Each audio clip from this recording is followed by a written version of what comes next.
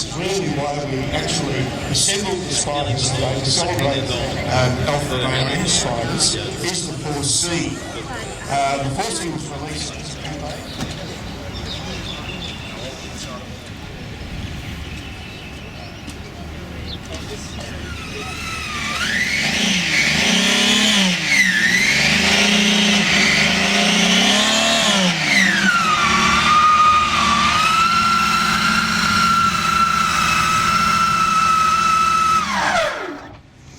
Can I talk now?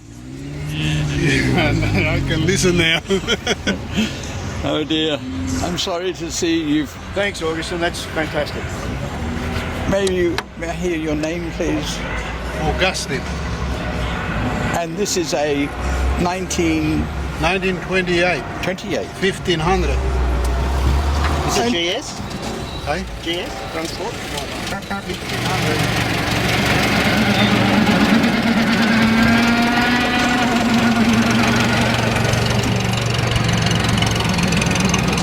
The blue one there. See the blue one is the bigger one. See it's different again. Look at it. What have you done with the exhaust? Okay, Tiamo's here. We've got lovely coffee ready to go. What do you got to say about today? What a great day. I mean, have a look at the range of cars here. It's quite amazing, isn't it? So many ALFAs in one place. And everybody sharing their passion. Aquapana. It's nice to see your car. You have to get involved, buy it, that's it, with discount. We've got membership still open.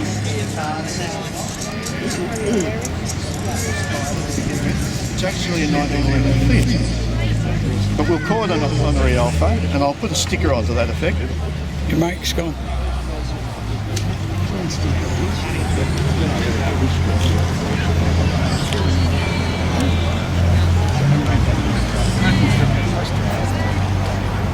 Okay, it's a bit tatty, but we can do that with a Fiat because apart from the fact that Alfa Romeo is now owned by Fiat, has been for the last 30 years, the first designer for Alfa Romeo, Giuseppe Morosi, came from Fiat, and the second highly celebrated designer, Vittorio Jano, came from Fiat. So there are very strong links with the brand. Now, what is a Spider? Spider really, most people tend to confuse Spiders and sports cars, and there's certainly a crossover, but a Spider is an open, two-seat car that was designed for a driver. And in 1911, we'll start with the Fiat Come Alpha for the day, the features of it really were that you could drive at relatively high speeds, and it gave great satisfaction to the driver. In this period of before the First War, most cars were designed as conveyances, and it was a revolution compared to the horse and cart, clearly. But driving satisfaction wasn't known. It was a question of how do we operate this mechanical device with the least inconvenience, whereas in Italy it was discovered the passion for motoring came through in the design of the car. So if you had controls, I'll just walk over to it. If you had controls of the group around the driver, when you set up in here, you've got gear shift, handbrake, advanced retard, hand throttle, everything close to hand. And it was designed, this car's got 90 litres of fuel, so you can travel long distances at relatively high speed. Exceptionally good lights. It's got an acetylene lighting system, this is well before batteries, of course, but it threw a very good beam of light, so you could drive it. But it handled well, the braking was excellent, and it really was an enjoyable car to drive. So that's where we start, and Alfa Romeo copied this Italian style of Spider. Lancia, Sottofoschini, Itala, SPA, all had very similar cars. This could well and truly have been a 24 horsepower Alfa because it is very, very similar to it. Now we get into the real into Alfa Romeo. And this is the earliest car in our lineup today. And I'd really like to congratulate the owner of it, Augustin Banco. Augustin? The car about 15 years. It's a 1500 Sport, twin cam, supercharged, Zagato body, and I'd have to say in the 20s and 30s, Zagato were the definitive Spiders. the line of the car was sensational. The person beside me, John Lawson, has a beautiful 1929, 70 and 50 Zagato Spider and has had many vintage Alphas. And at this point I'd just like to hand over to John, and John will give us a few words because he was involved with this car. And then we'll ask Augustin to fire the car up, and boy, you've got a treat in store with that. John. This car it's a 6C 1500 SS. Now there were 32 of them made, but there were only 8 supercharged cars, and then in 1929 they made some fixed head cars and some other cars. Really, these were the world's first significant sports car. Campari and Giulio Ramponi won the 1928 Mille Miglia in one of these cars, so a sister car to this car. Of the 8 supercharged cars, 3 or 4, and I can't work it out precisely, went to the UK. The British were always interested in sports cars.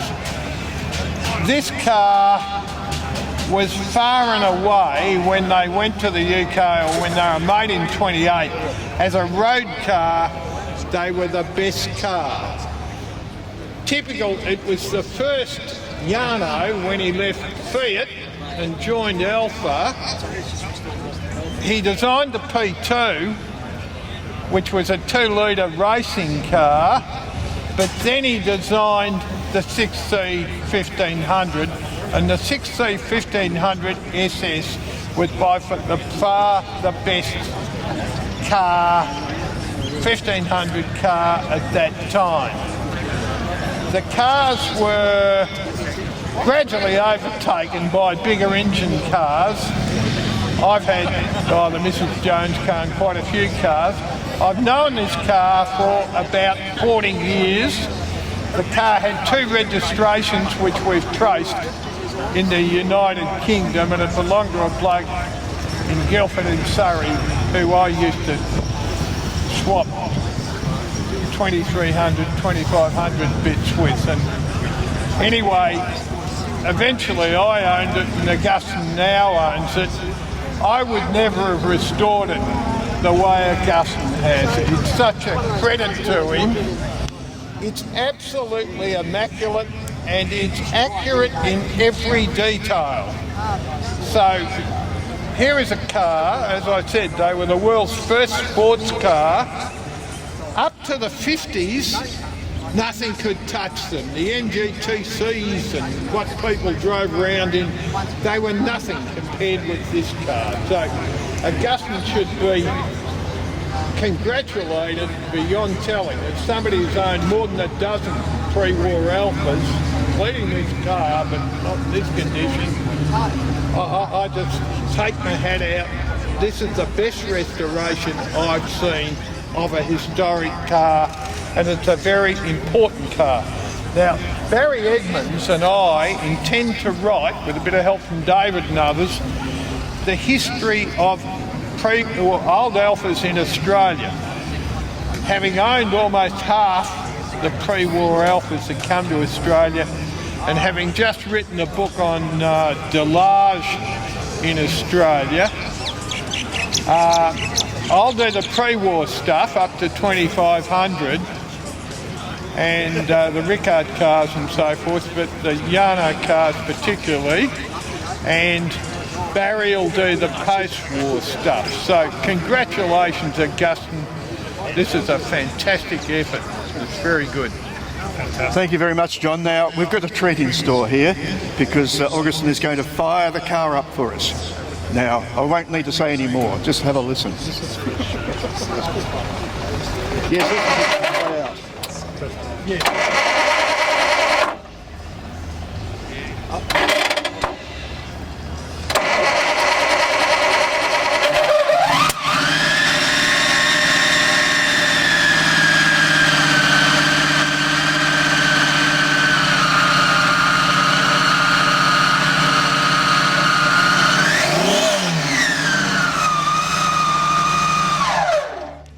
Now, if that doesn't get us going on a Sunday morning, what will? Congratulations, Augustin. That's a brilliant effort. Unfortunately, we're missing 1930s and 40s cars in this lineup today. We tried to have them all here, but we haven't.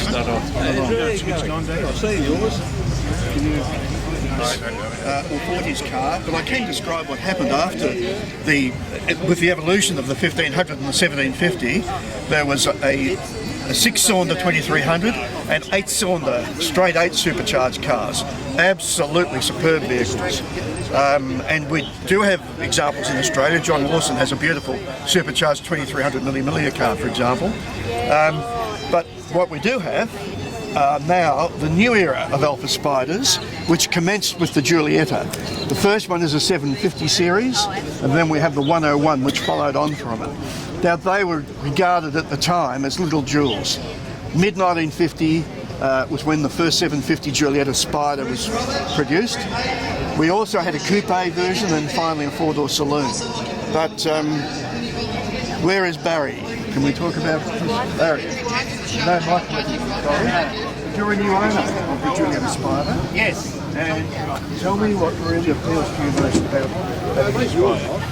That car I saw as a late teenager when I was living in Europe, and ever since then, 50 odd years ago, I've wanted one. And I finally got to the stage where, after joining the Alpha Club about 5 years ago with the 105 Coupe, one came up, and here we are.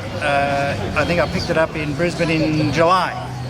It's a 750 D series. It's a mid 56, 1300 4-speed box. We're stored here in Melbourne probably about 30 years ago and converted to right-hand drive. It went to Brisbane, and it's basically been in, quote, museums, unquote, private collections for about 25 years, and has done about 3,000 miles in that time. So we're recommissioning the car, and it's going very well. Thank you, Barry, and congratulations. It's just delightful to see you as a Giulietta Spider owner. And today, it's a timeless design. I hear such wonderful comments about Giuliettas now. A lot of people probably didn't appreciate them because in Australia in the 1950s, we didn't have an authorised dealer network. The only cars that arrived here in that time were private imports, and we didn't have many of them. So we were late starters with Giuliettas. But boy, we've caught up now because we do have more that have arrived in recent years, and yours is a superb example. Thank you, Barry. Thank you.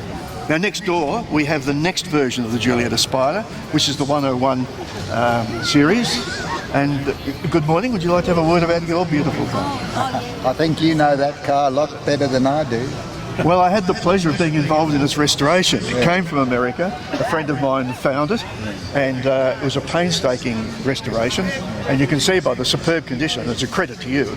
It looks as good as it's ever looked. And we converted it to right-hand drive. My friend who bought the car managed to find right-hand drive original ZF steering boxes in South Africa. So the conversion was possible to make it absolutely back to factory spec. But now tell me what you love about this car. Well, since Roger had it up, I've done a few things, like we've changed the carpet and taken a few things that I think are looking better. Well, Gary Pearce and I are working on the car together. It's a credit to Gary that he keeps his car running as beautiful as it is. And it is a wonderful, we live down at the peninsula, and I think the Mornington Peninsula is one of the most beautiful areas in the world to go driving. And we meet every Sunday morning, and just to sit with the roof off, driving through the vineyards in the Mornington Peninsula in the old little 1300 that keeps up with my fellow 2 litres and 1600s and what have you. She's a real pleasure to drive. There's nothing like the wind through your hair. No, that's great. Well, what a wonderful surrounding on the peninsula to have your Giulietta Spider. It's almost like being in the Italian Riviera. So congratulations. It's just a lovely car. Thank you for bringing it. Now, the next car, though it's in the lineup, is not strictly a Spider. It's a 105 Series 1600 GTC. Very rare car. It was produced by Touring. I think it's working now, John. But that's a good backup. It was a very, very interesting exercise because Touring of Milan, the famous coach builder, took these cars straight from the Alfa plant at Arese. and they modified them not just by chopping the top back, but they actually put another skin on the firewall to stiffen them up. And the result is beautiful, and very few cars actually translate from being a most attractive coupe to a really nice open car that looks as if it was designed to be an open car. Why it's not a Spider is because it has a back seat, but gee, you know, what a wonderful car to have. And I think it's the advantage of a Spider with a rear seat, so extremely practical.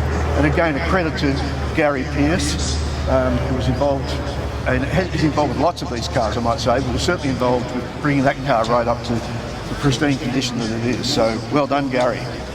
Now moving along, I need to say a lot of this, I guess, because Dustin Hoffman made this car very famous in this Duetto in the great movie. If we can think about The Graduate, that probably did heaps and heaps for ALFA, particularly in America, but in other parts of the world. Now we're in the period of where we actually had serious ALFA imports and distribution in Australia. That really started in 1964, about the era of this 1965 GDC. We didn't bring many Duettos in. I can think of probably about 20 in Victoria. This is a South African one. And this is a South African car, I've just been told, which is very interesting. And I can talk a little bit about South Africa in the sense that ALFA had an assembly plant there. They brought cars in kits, CKD kits, and built them up there. And I'm not sure that car was built in Milan or in South Africa. It was built in South Africa. It was built in South Africa. So that's one of the very early examples of South African assembly. They're beautiful little cars. It's the 1600 105 series platform, twin cam, 1.6, 5-speed gearbox, all disc brakes.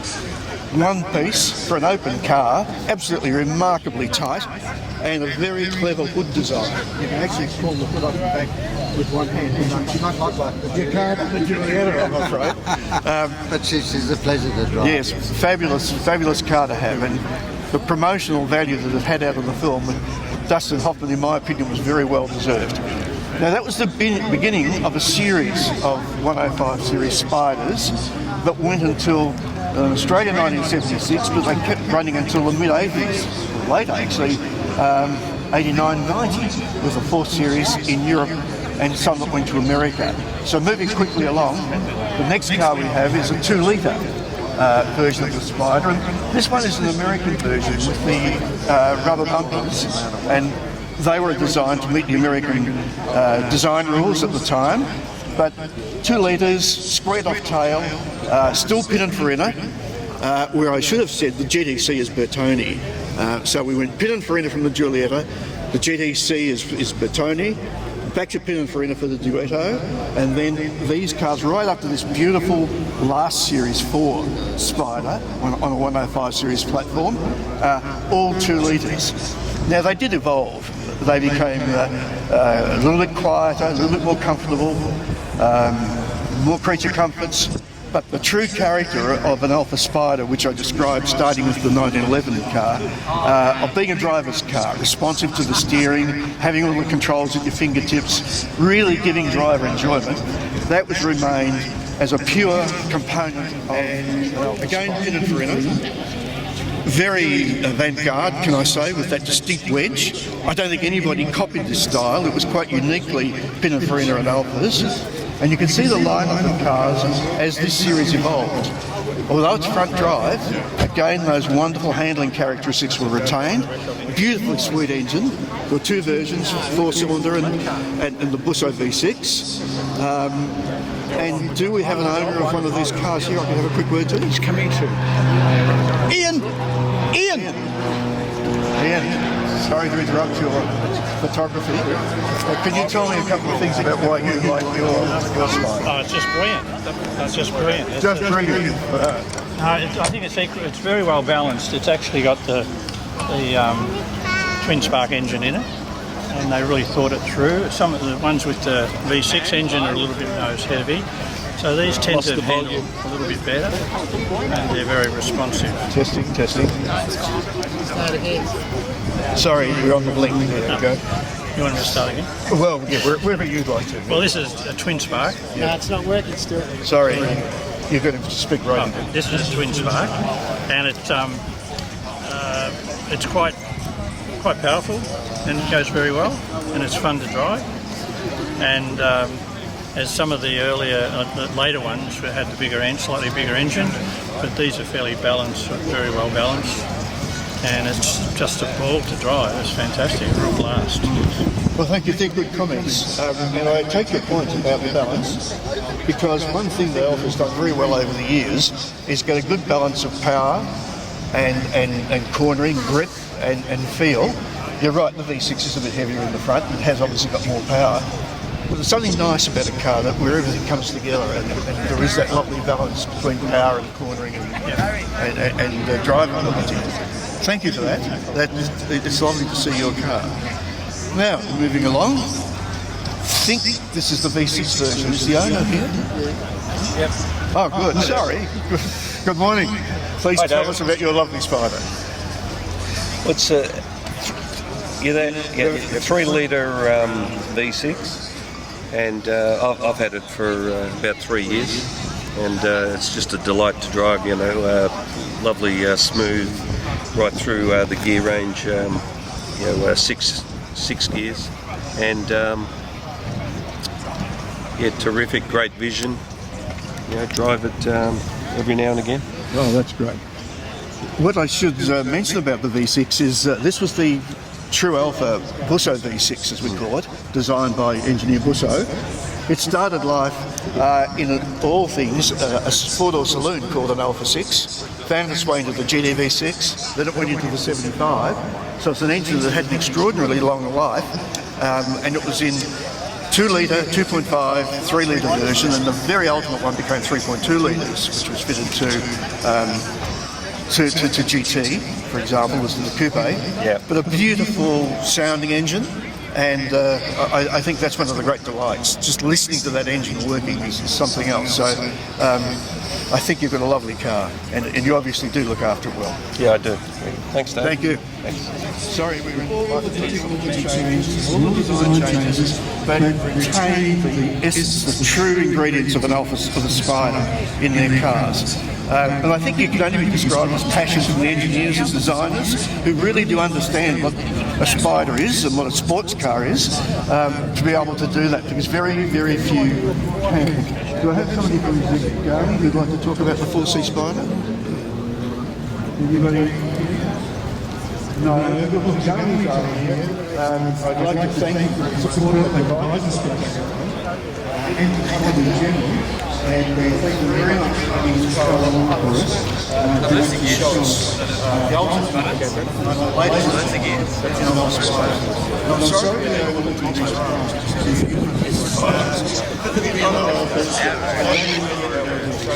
Thank you for your patience and your balance for the microphone. And thank you to all the people who brought their cars and actually joined in the little chat. Have a great day.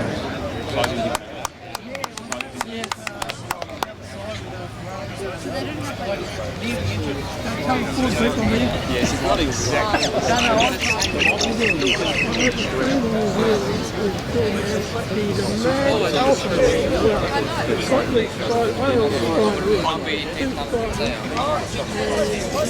It's got a lovely 4C Spider that's just arrived.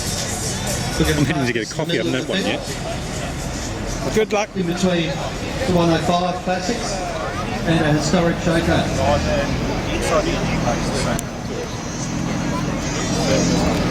The boot also.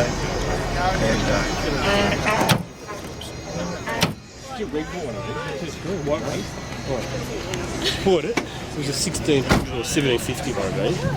No, 750. He took it to Benny. Oh, yeah.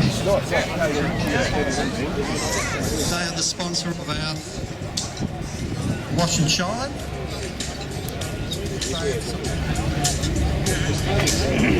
Same number plates as mine, Terry.